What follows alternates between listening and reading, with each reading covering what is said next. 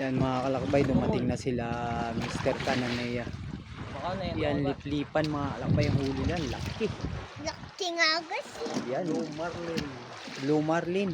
Kung gusto nyong panoorin yan mga kalakbay, dun sa YouTube channel ni Mr. Kananea. Doon yung mga matinding hilaan, labanan. Oh, hilahan. Yan, tinanggal yung ulo. Okay, oh. Tingnan natin kung ilang kilos yan. Mga kalakbay. Ayan, bubuhatin na nila.